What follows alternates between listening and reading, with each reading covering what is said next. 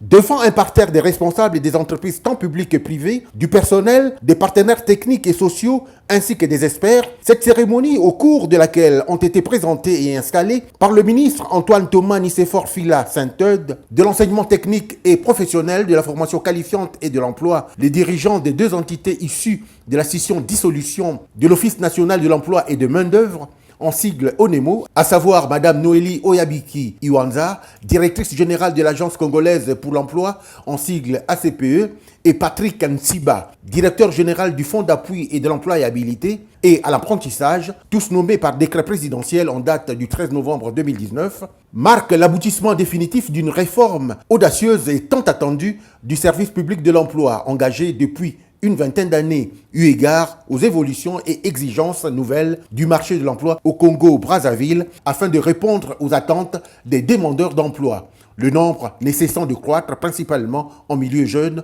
dont le taux est de 40%. Entre autres priorités attendues de deux responsables, mettre l'accent sur une importante congolisation des postes, une meilleure employabilité des ressources humaines locales et surtout privilégier l'intérêt général.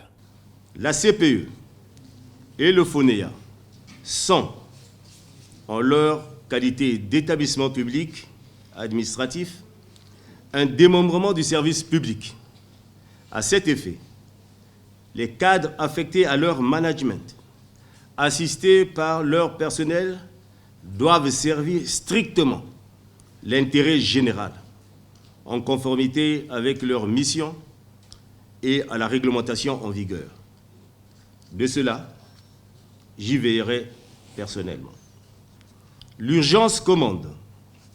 que chaque comité de direction des deux organismes issus de la réforme du service public de l'emploi adopte dans les plus brefs délais un plan prioritaire et opérationnel. Le ministre a par ailleurs instruit les deux directeurs généraux à une gestion axée sur les résultats. Appelés à dégager les axes de leur action, ils ont souligné qu'aucun agent de l'ex-Office national de l'emploi et de main-d'œuvre, ONEMO en sigle, ne sera congédié. Ont été également présentés au personnel les deux présidents des comités de direction de ces deux structures, ACPE et FONEA.